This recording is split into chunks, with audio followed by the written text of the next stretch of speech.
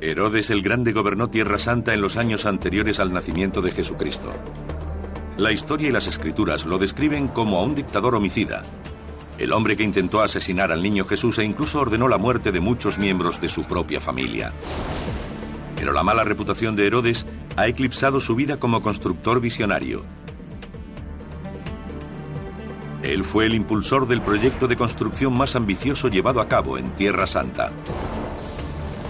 Dejó un legado en piedra que aún sobrevive. Y nuestros investigadores se disponen a buscarlo. Desde Masada, donde su fortaleza desafía a la gravedad colgando de un precipicio, hasta Cesarea, donde construyó el primer puerto artificial. En Herodión levantó una montaña para ocultar su palacio fortificado. Y en Jerusalén erigió el monte del templo, el mayor edificio de la tierra en su época. Nuestros investigadores averiguarán cómo fueron construidos esos edificios revolucionarios. ¿Cómo demonios subió todo eso ahí? Y descubrirán la escala, la audacia y la innovación que produjeron esos extraordinarios logros. Este es el mundo perdido de Herodes el Grande.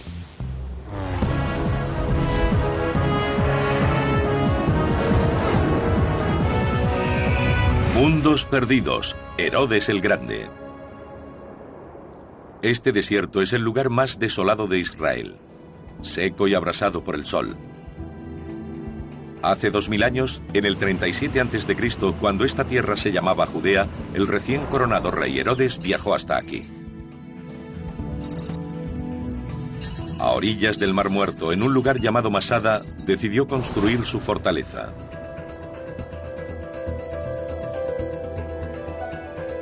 Sus murallas aún siguen en pie, y nuestros investigadores han ido a explorarlas. Ori Soltes, un arqueólogo de la Universidad de Georgetown en Washington, es experto en la historia de Tierra Santa. Ori pretende reconstruir la imagen del mundo del rey Herodes a partir de las pruebas que quedan en lo alto del peñón. Vamos a atravesar este pasillo hasta el Caldarium, porque podemos ver qué hay bajo el nivel del suelo. Marta Lesnik es un ingeniero geotécnico de la Universidad de Haifa, al norte de Israel. Quiere averiguar cómo los constructores de la fortaleza de Herodes pudieron trabajar en un lugar que sería un reto incluso con la ayuda de la tecnología actual. Se alza en una meseta a 460 metros sobre la llanura que la rodea. Y es evidente que los ingenieros de Herodes debieron enfrentarse al riesgo de un desprendimiento catastrófico. La peña está resquebrajada por todas partes. A donde quiera que se mire, la pared está muy agrietada. Esas 4 grandes fisuras se adentran unos 15 o 20 metros en la ladera. Sería interesante descubrir si los ingenieros de la época de Herodes pensaron en ello.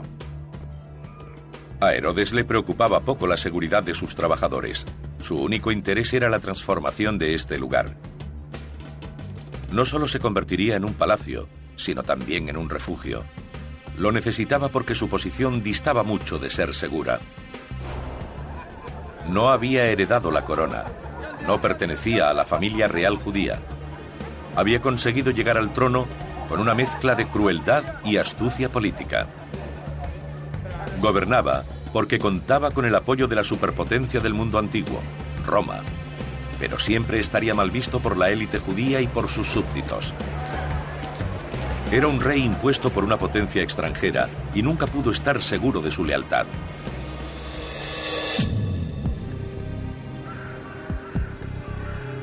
Por tanto, Masada era vital para él, un lugar donde retirarse ante disturbios o un intento de derrocarlo.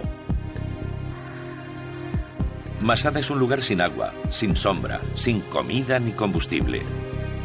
Pero guiado por el historiador Albert Bangarten, Marta Lesnik descubre que para un constructor como el rey Herodes, Masada tenía un recurso fundamental: la piedra. Esa es la cantera. Es fantástica. Los ingenieros de Herodes utilizaron la piedra para rodear la meseta con una muralla de más de 1,5 kilómetros de longitud.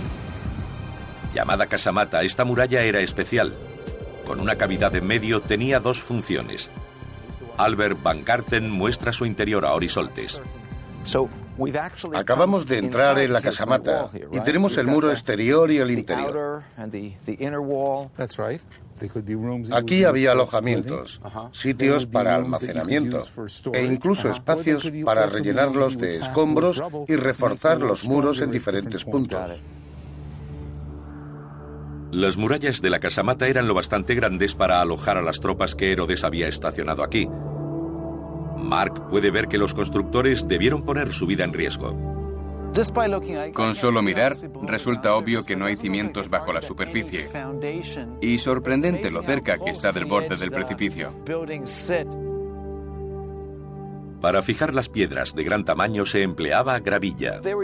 Se servían de los medios de los que disponían y colocaban piedras pequeñas para estabilizar los muros. Si se quitan, las piedras grandes no encajan tan bien. Si tuviésemos que colocar esas piedras, tendrían que amenazarnos o pagarnos mucho dinero. Sí. Herodes infundía temor a quienes lo rodeaban. Disfrutaba demostrando su dominio sobre la naturaleza. Si hacía calor, él exigía frío. Y aquí, en medio del desierto, en la zona norte de la meseta, ordenó la construcción de un lujoso complejo de termas.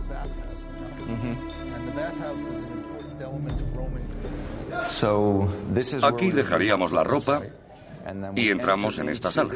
¿Qué era? Era la sala templada. El tepidarium. El tepidarium. Pasaríamos por ahí. La sala fría para empezar por aquí.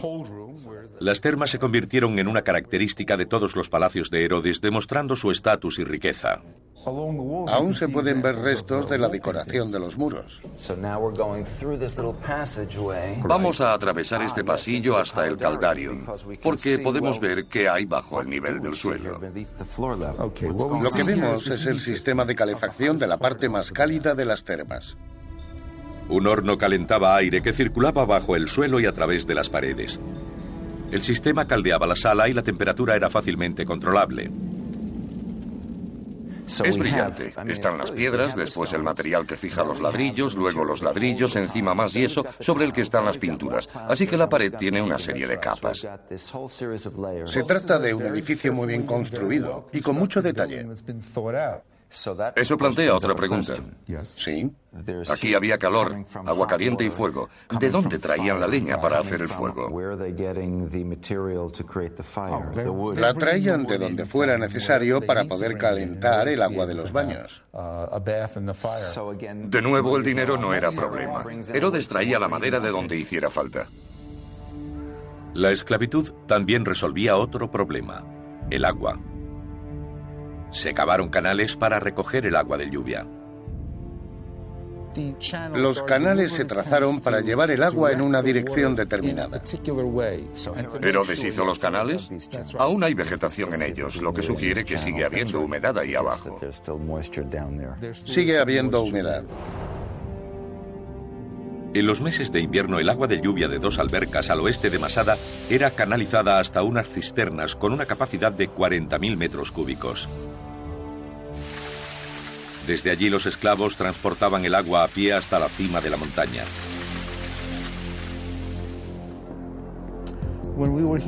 La obra más atrevida fue la construcción del palacio colgante de Herodes. Se encontraba a 300 metros sobre la llanura.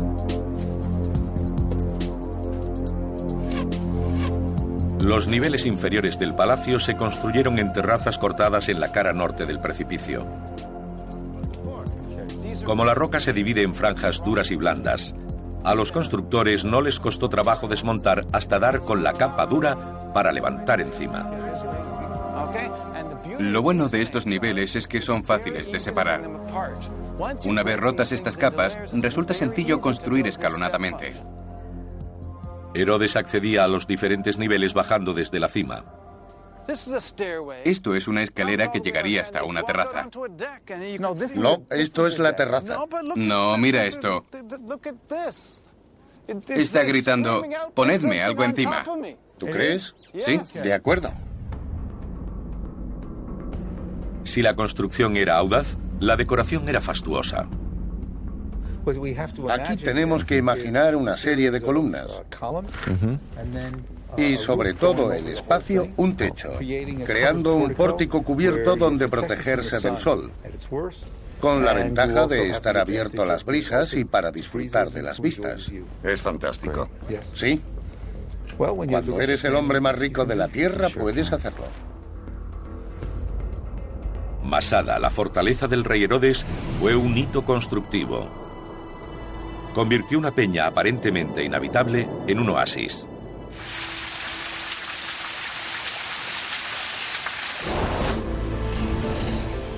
Además de su magnífico palacio colgante, Herodes contaba con unas termas tan sofisticadas como cualquiera de Roma. Y consiguió todo eso en medio de un desierto.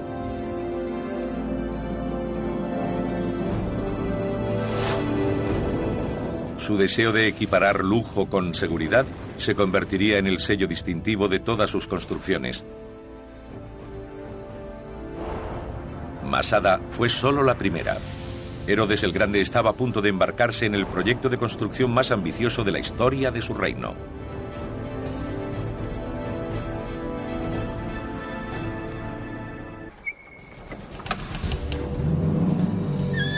Herodes el Grande gobernó Tierra Santa como un dictador. Reinó mediante el miedo y vivió con miedo de ser asesinado, traicionado y atacado. Herodes no confiaba en nadie y prefirió poner su fe en los ladrillos y la argamasa. Nuestros investigadores ya han visto la magnitud del reducto defensivo que levantó sobre la meseta de Masada, algo que repetiría en todo el reino. Construyó nada menos que 11 fortalezas. Ahora vamos a conocer la más magnífica de todas, el palacio que llevó su nombre, el Herodium o Herodión. Herodes empezó a construirlo al comienzo de su reinado y las obras durarían 3 décadas. A primera vista, el sitio parece un volcán. Pero las apariencias engañan. Orisoltes se dispone a explorar los extraordinarios secretos del monte. Su guía es el experto local Marty Freelander. A medida que ascienden, no hay rastro de fortificación alguna. Pero, cuando llegan a la cumbre, a 140 metros sobre el nivel del mar, ven que el monte esconde un vasto palacio. Vaya, esto es impresionante. Formidable. El Herodión tiene casi 200 metros de diámetro. Nos encontramos esta enorme edificación circular. ¿Se construyó en la cima o cómo fue? Cogió una simple colina al borde del desierto y creó su propia montaña. Vaya. El ingeniero Marta Lesnick es especialista en proyectos con grandes movimientos de tierra. Intenta comprender lo que hizo Herodes aquí. He venido para averiguar cómo se construyó esto. La primera cuestión es cuánto de todo esto es natural y cuánto artificial. Me gustaría recorrer esto para buscar el límite entre el lecho de roca y el cono artificial.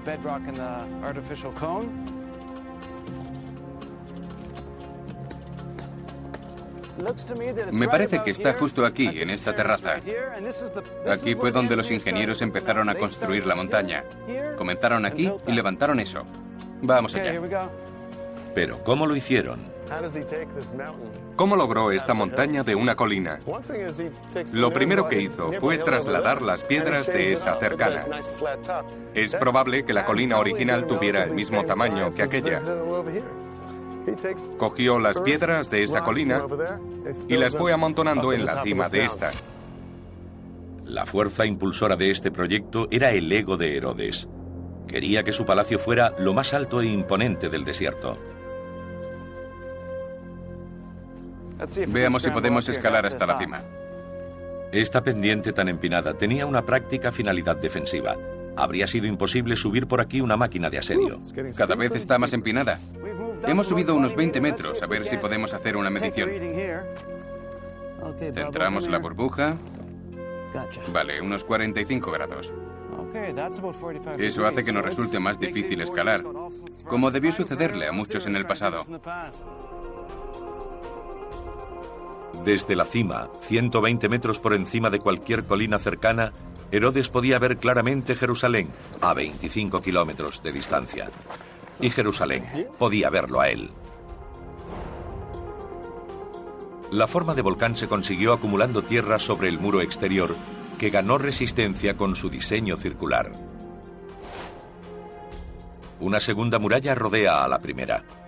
Esta es la zona que debían patrullar los guardas. Estamos andando entre dos murallas. 4 torres marcaban los puntos cardinales. La más grande era la oriental, con 3 plantas. En ella estaban las habitaciones privadas de Herodes. Este es el edificio principal y tenía varias funciones. Desde él no solo podía observarse el exterior, sino que también era muy fresco. Y siempre que Herodes quería protegerse del calor, tenía la sala más fresca y con vistas. Un palacio con brisa, el único lugar con brisa. ¿Sí? Ori llega hasta una puerta donde estaba la entrada personal de Herodes al palacio. Hubo un tiempo en que conducía directamente hasta un jardín. Nos encontramos en la parte superior de un tramo de 200 escalones. Vaya. Entraba aquí y llegaba al esplendor. Todo era diferente. Tenía vegetación, las paredes estaban estucadas y tenían frescos. Y junto al precioso jardín estaban sus habitaciones. Las 2 plantas estaban decoradas con gran lujo. Contaba con los baños que solía construir en todas sus residencias. Había una sala fría, una caliente, una sauna, un baño turco y una piscina. El diseño de esta estancia es particularmente notable. Ahora estamos en la sala templada, el tepidarium. Lo más llamativo es el techo. Nos encontramos bajo el primer techo abovedado conocido del mundo occidental, construido aquí por Herodes. Así que este es otro ejemplo de que Herodes era un visionario. Fue el primero en hacer algo así, creando una especie de cielo en miniatura. Hizo algo que nunca se le había ocurrido a nadie. Es probable que el techo estuviera abierto. Eso es un oculus, ¿verdad? Ahora está cubierto, pero probablemente servía para dejar entrar la luz. Es genial, todo esto debía estar lleno de frescos. Frescos y concubinas. Era una sala para el placer. Probablemente este sea el primer techo abovedado jamás construido. Un signo de la ambición e innovación que Herodes exigía a sus constructores. Marta Lesnick estudia la piedra para averiguar cómo consiguieron crear tan enorme avance constructivo. Fantástico. La forma de las piedras que rodean al oculus es muy interesante porque presentan rebajes orientados en 2 direcciones. Todas las construcciones de piedra se mantienen en pie mediante compresión, la fuerza de un bloque presionando sobre otro. En un arco, descarga en 2 dimensiones. En una cúpula, todas las piedras descargan las fuerzas en todas direcciones. Sería interesante descubrir cómo construyeron la cúpula. Los romanos utilizaban armazones para crear arcos. Me pregunto si también aquí utilizaron armazones. También pudieron utilizar arena, acumulándola y moldeándola de la forma requerida para construir sobre ella y retirarla una vez terminada la cúpula. Esto es genial. Para el abastecimiento constante de agua, Herodes ordenó la excavación de enormes cisternas. ¿Dónde vamos ahora? Nos dirigimos a una cisterna. Un par de veces al año había lluvias torrenciales y el agua se acumulaba en la cisterna que vamos a ver. Supongo que estas son habitaciones para los guardias. Antes me has dicho que no les llegaba luz solar. Así es, nada de luz. Podemos hacernos una idea de la genialidad del diseño. Si se mira con atención, se puede ver una marca de agua que indica hasta dónde estaba llena la cisterna.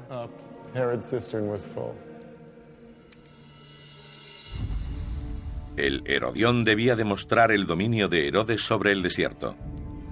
En su base, 160.000 metros cuadrados de tierra árida fueron convertidos en un palacio independiente para el placer, con exuberantes jardines. Una enorme piscina abastecida por su propio acueducto era la pieza central. Todo esto estaba rodeado de jardines suntuosos e impresionantes. Recuerda que estamos en pleno desierto y creó un clima templado en medio del trópico. Mayor que 2 piscinas olímpicas, se dice que en ella navegaban pequeños barcos. Esta construcción en el desierto, mitad oasis, mitad fortaleza, demuestra claramente la visión que Herodes tenía del mundo. Era un visionario. Tenía riqueza y poder más allá de lo imaginable, y necesitaba demostrarlo más que cualquier otra cosa. Dominaría a la naturaleza, al desierto y a su reino. Pero su ambición no terminaba ahí. Quería competir en la escena mundial para demostrar que era merecedor del favor de sus protectores romanos. Construyó una nueva ciudad cuya magnificencia rivalizaría con la propia Roma.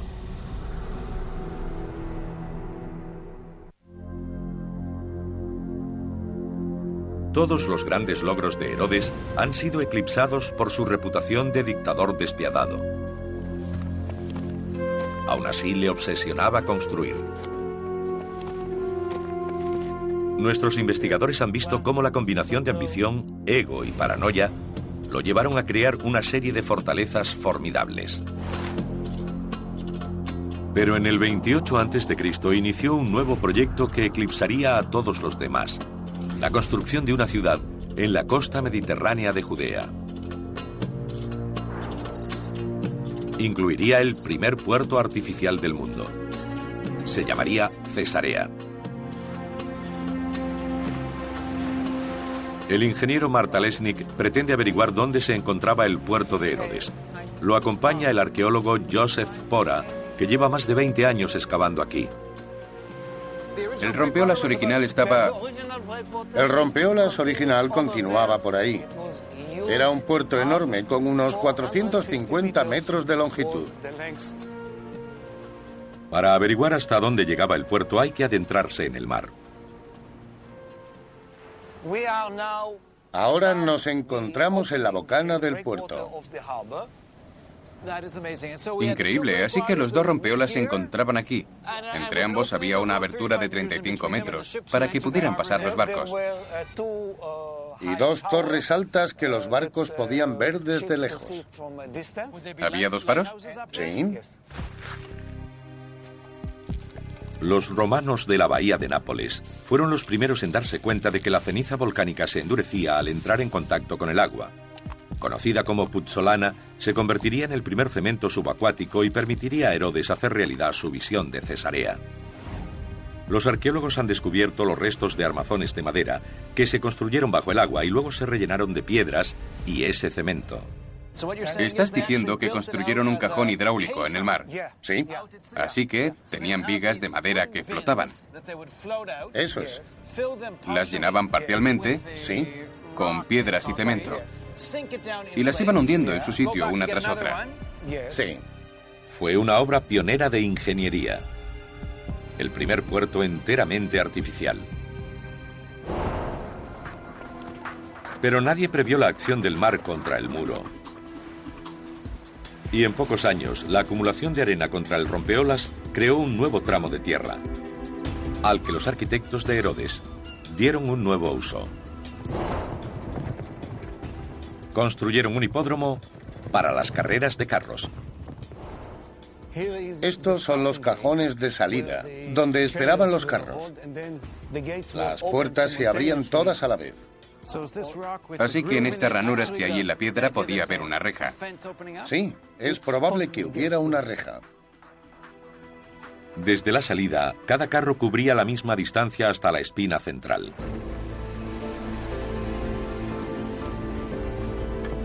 A partir de ahí no tenían que seguir ninguna calle por la arena. Las gradas tenían capacidad para 8.000 espectadores. Cuando Cesarea creció, se duplicó su capacidad. Aquí vemos una parte de las gradas muy bien conservada. Es importante poder ver las curvas. Siempre hay accidentes. Así que la gente se sentaba aquí para ver los accidentes. Sí, les gustaban. ¿Disfrutaban con los accidentes? ¿Y corrían sobre la arena? Sí, de ahí su nombre. No lo sabía.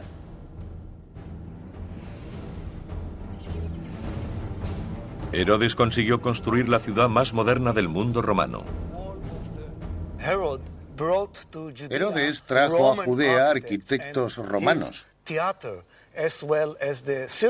Tanto el teatro como el circo fueron diseñados según el gusto romano. Los teatros de estilo romano siempre tienen forma semicircular. Este fue el primero de Judea. Su ingenioso diseño se basaba en el entendimiento de la acústica, que aseguraba que hasta el más leve sonido fuera audible desde las gradas superiores. ¿Qué tiene de especial la acústica de este teatro? En la parte posterior del escenario había un gran muro que hacía rebotar el sonido en dirección al público.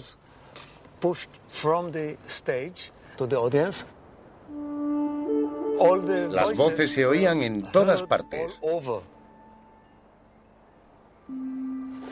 Menuda vista. Los mejores asientos del teatro. Buen sitio para ver el atardecer. Herodes llamó a esta ciudad Cesarea, en honor a su patrón, el emperador romano. El proyecto tenía como objetivo halagarlo, y funcionó. Al construir una ciudad romana en tierra judía, Herodes corría el riesgo de enfurecer a sus súbditos. Para mantener su lealtad debía tenerlos contentos, y de nuevo lo hizo edificando. Reconstruyó la ciudad de Jerusalén. El resultado sería uno de los mayores logros de la historia.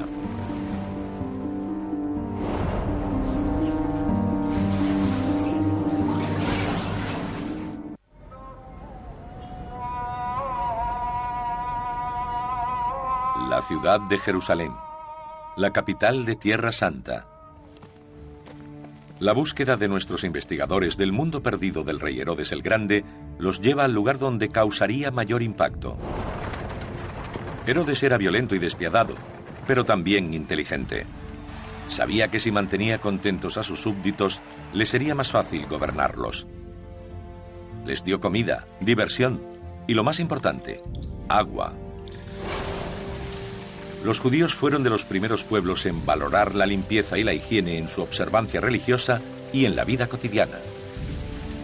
Así que Herodes los contentó reconstruyendo y ampliando el mayor baño público de Jerusalén. Era conocido como la piscina de Siloé. Ayudado por Eyal Meiron, Marta Lesnick se dirige a la zona de Jerusalén conocida como la ciudad de David. Quiere descubrir el aspecto que tenía la piscina en la época de Herodes. A pesar de ser conocida por su mención en la Biblia, fue descubierta hace poco tiempo. ¿Podrías decirme para qué se utilizaba la piscina? Básicamente, la primera necesidad de agua es para beber y además para llevar a cabo baños rituales. Cada año más de 150.000 peregrinos venían a visitar el monte del templo. Cada uno de ellos necesitaba llevar a cabo un ritual de limpieza. Para poder hacernos una idea de lo grande que era, aquí se puede ver una esquina y allí está la opuesta, donde está ese grupo. Ese lado de la piscina medía unos 50 metros de longitud y se cree que el otro lado medía 100 metros en aquella dirección, por lo que aproximadamente ocupaba un área de 4.000 metros cuadrados. Eso es enorme. Lo es. Mayor que 2 campos de fútbol. Sí. El agua que la abastecía procedía del manantial de Gijón, a solo 425 metros de distancia. Marta Lesnick descubre que los ingenieros de Herodes consiguieron canalizar y controlar su flujo. Es impresionante. Genial. Nos encontramos en una falla, una grieta de la roca que llega hasta el suelo. Y los ingenieros, fueran quienes fueran, se sirvieron de ella para crear un canal y de ese modo controlar a dónde iba el agua en distintas zonas y la altura o profundidad en la piscina, simplemente cerrando una compuerta y desviando el cauce. Así sería la piscina de Siloé en tiempos de Herodes. Aquí tuvo lugar uno de los hechos más conocidos de los evangelios, la curación del ciego. Aunque Jesús vivió algunos años después de Herodes, esta fue la piscina que conoció, en la que curó al ciego de nacimiento. Es una historia fantástica. Cuando Herodes llegó al poder, gran parte del agua de Jerusalén fluía por antiguos túneles excavados en la roca. Pasaban a una red a través de las colinas que rodean la ciudad. Eyal Mayron lleva al ingeniero Martalesnik de visita subterránea para ver exactamente a qué se enfrentaban los constructores de los túneles. Si el paso de un acueducto estaba bloqueado por una colina, a veces era más fácil atravesarla que rodearla. Pero eso no significaba que cavar los túneles fuera una opción fácil. Eyal, veo que estamos entrando en un tramo del túnel con el techo mucho más bajo y que es de sílex o pedernal, una piedra muy dura. ¿Tiene alguna importancia? Mucha.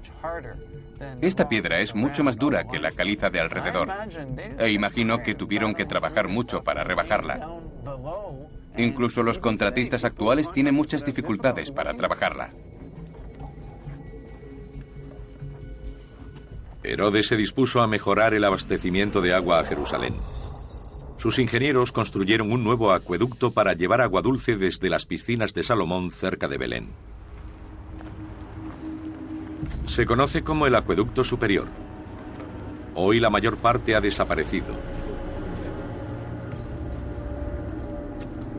Pero Martalesnik y Eyal Mayron intentan encontrar uno de los pocos tramos aún en pie.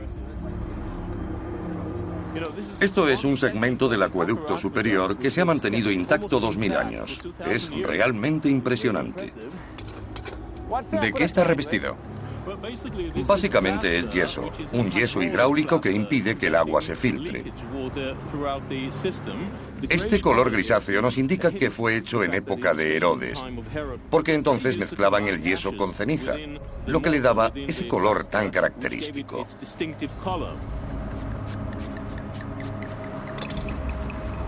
Siempre he querido ser trabajador municipal.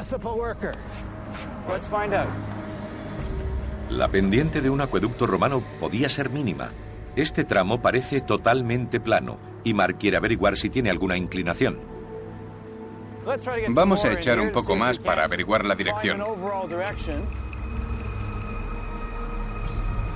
No tenemos agua suficiente. No, hay un pequeño flujo. Sí, hay un pequeño flujo que va en esa dirección. Sí, ahí está. Estupendo. Bien por los ingenieros de Herodes. Increíblemente, el acueducto solo baja 16 metros a lo largo de sus 14 kilómetros de longitud. El agua siempre corre hacia abajo, desde lo alto hacia lo más bajo. Así funciona la física. Exacto.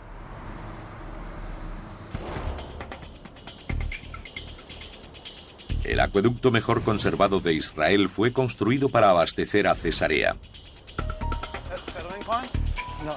El arqueólogo Joseph Pora lleva a Martalesnik hasta su nacimiento, los manantiales del Monte Carmelo, a unos 8 kilómetros de distancia. ¿A qué altura estamos? A unos 50 metros. ¿50 metros sobre el nivel del mar? Sí, el nacimiento está por ahí. Aquí puedes ver el agua correr. Desde aquí el agua era conducida a través de canales cubiertos. Mira la parte original. Al subir puedes ver el techado que protegía el agua de cualquier tipo de contaminación. Era agua para beber. El agua llenaba esta alberca antes de ser canalizada por el valle que conduce a Cesarea. En sus últimos 8 kilómetros, un acueducto llevaba el agua a lo largo de la costa hasta la ciudad. Era la mejor canalización construida en este país. Aún así, el proyecto arquitectónico más ambicioso de Herodes estaba por llegar. Sería una construcción a una escala jamás conocida y dominaría Jerusalén hasta el día de hoy.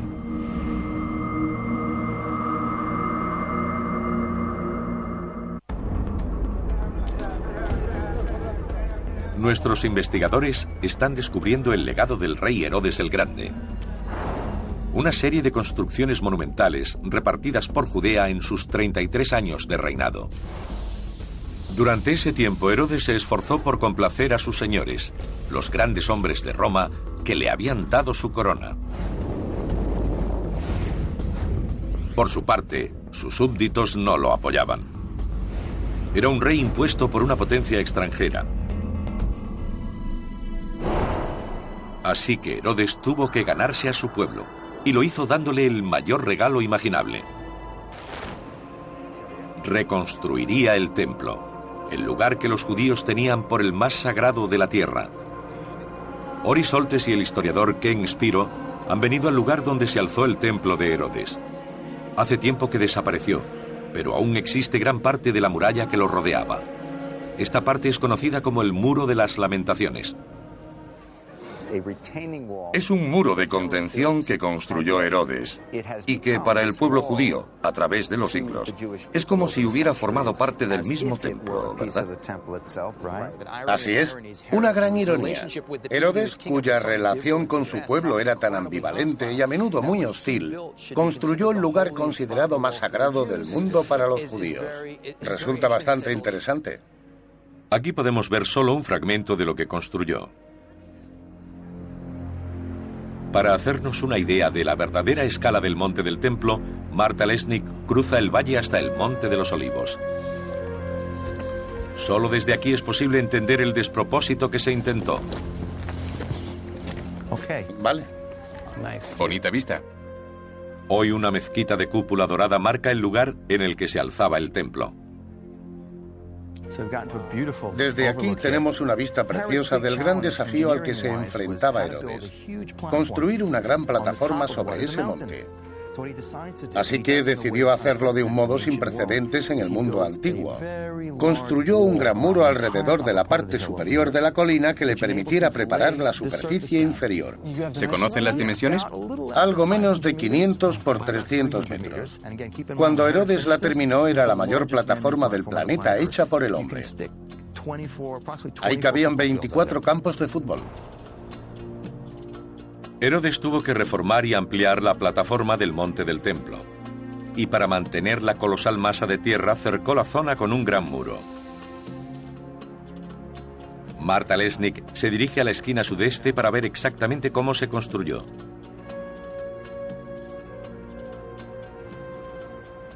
Desde aquí vemos la altura total del muro, 30 metros, que equivalen a un edificio de 10 plantas. Las piedras tienen 1 metro de grosor y encajan creando una especie de cremallera. Las grandes piedras se unían en las esquinas formando cremalleras y combinando una piedra larga con una corta, luego otra larga, otra corta y así hasta arriba. El muro solo era parte de la estructura. Para igualar las laderas, los ingenieros de Herodes construyeron una red de grandes cámaras abovedadas.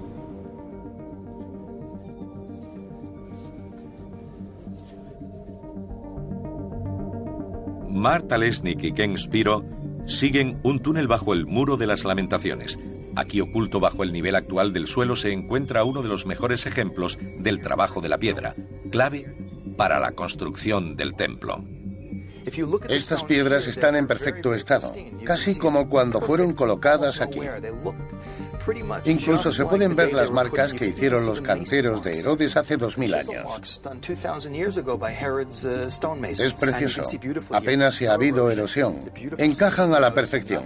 Casi cuesta creer que los bloques fueran tan bien cortados y colocados. Parece que lo hubieran hecho ayer mismo. Algunas de las piedras utilizadas para construir el muro de contención de Herodes tienen un tamaño increíble.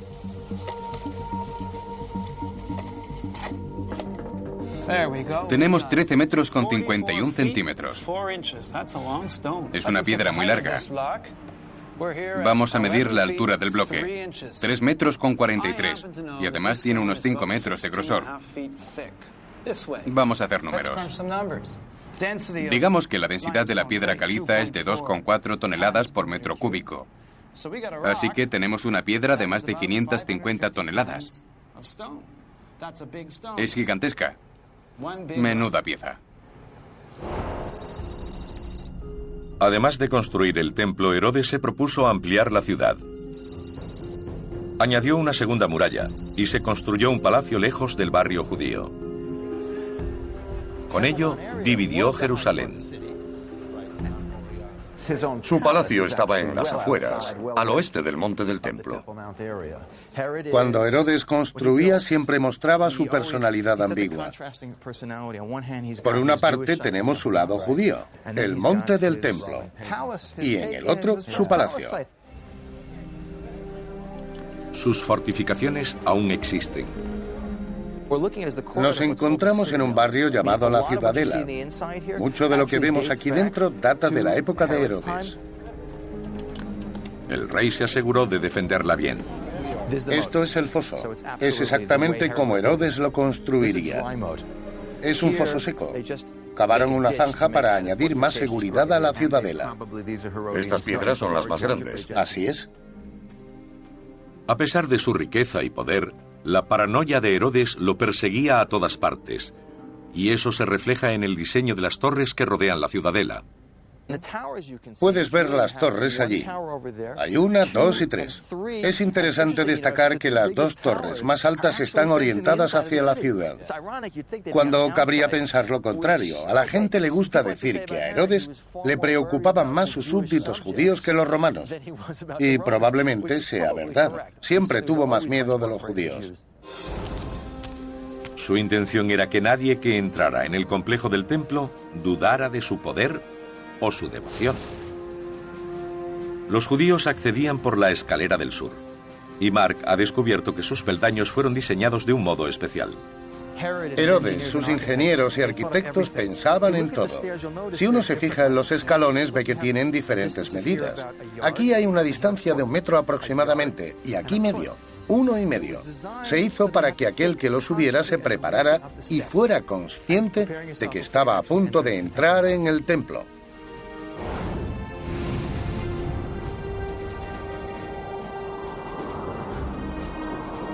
El rey Salomón había construido el primer templo y Herodes se propuso eclipsarlo. Su templo, del que no queda ni una piedra en pie, se alzaba 53 metros. Era una forma de inmortalizarse y de impresionar al pueblo judío. Lo curioso e irónico es que él, que no era una buena persona, es el único que ostenta el título de El Grande. El complejo del Monte del Templo de Herodes era el edificio más importante de Tierra Santa. Representa el apogeo del rey y glorificaba a la nación judía.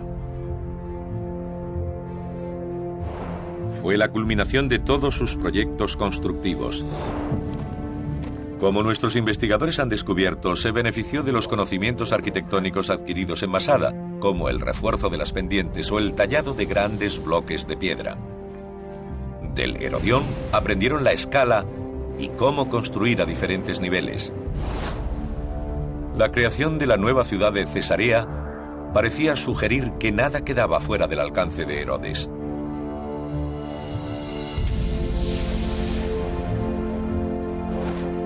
Y el monte del templo fue la prueba definitiva. El rey Herodes siempre será recordado como un malvado, despiadado, obstinado e impulsado por su ego.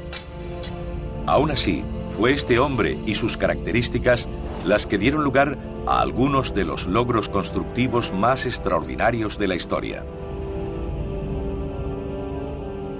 En la primavera de 2007, unos arqueólogos que excavaban en el antiguo Herodión descubrieron una tumba lujosamente decorada. A pesar de que no tiene inscripción del nombre de la persona para la que fue construida, su riqueza y localización llevan a pensar que se trata de la última morada de Herodes el Grande.